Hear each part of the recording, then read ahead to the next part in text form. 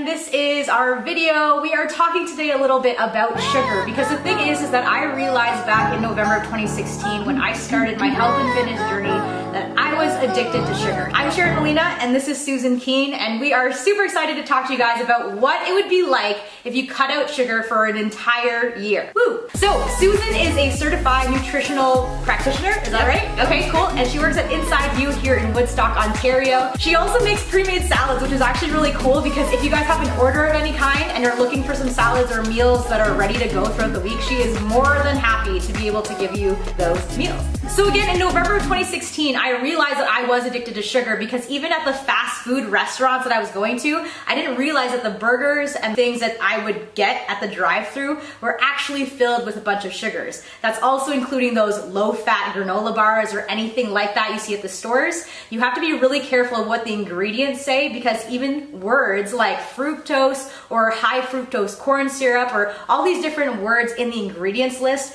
actually mean sugar. So with that being said, I am going to turn it now to Susan because she actually cut out sugar for an entire year. So what was it like cutting out sugar for an entire year? It was pretty tough because like you said, it's not just the things that you think have lots of sugar in them like ice cream and candy. It's pretty much every pre-made food out there has some sort of sugar in it acting as a preservative. So I pretty much had to cut out anything pre-made. What was probably the hardest part?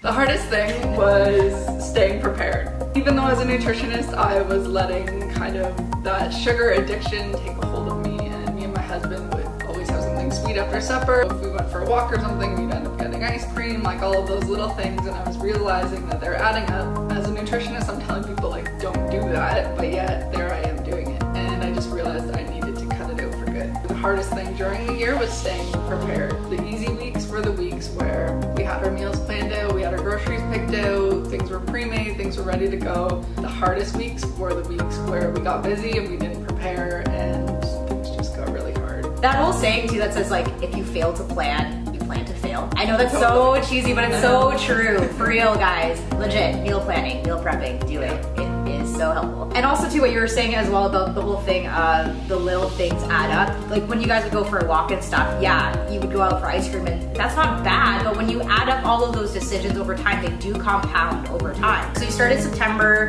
2016, cutting out sugar, and so she's actually just recently gone back on sugar. What have you kind of seen? Any differences or anything like that? Basically all throughout the year, I was kind of humming and hawing over September 1st, am I gonna go all out? Am I gonna eat tons of sugar, or am I just gonna have like one meal with sugar and then keep it out forever? What kind of made me realize in these past couple months how much I was addicted to sugar was that my first weekend back, I had a few sugary meals, had some donuts and ice cream, stupid stuff like that, and the cravings started all over again. I've noticed a couple like skin issues have come back immediately. I forgot that I even had them. I have a little rash on my nose. It came back almost within a week. Bloating, all of that kind of stuff just came back. So I've been gradually cutting the sugar back out because I've had it for those first few weeks.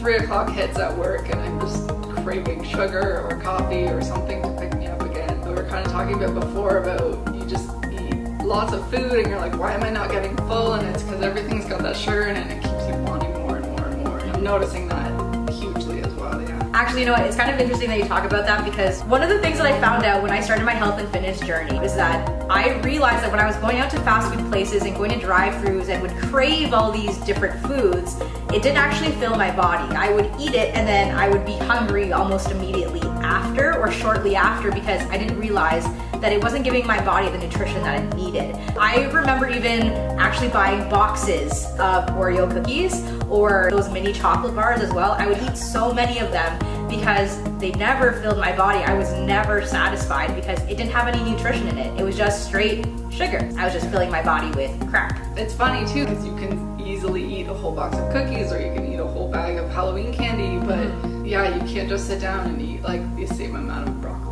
because your body gets full and you're like, all right, now I'm good. I've got my nutrients. So eat your broccoli. But for real, right? Like if you eat a bowl of broccoli versus a bowl of chocolate, you're not gonna be satisfied with the chocolate, but you'll be satisfied and full when you eat the bowl of broccoli, because that's just how it works. The effects that sugar's having on your brain and your dopamine levels, like if you think about it, that first hit of sugar, first time I had ice cream, I was like, oh my goodness, how did I go a year without this?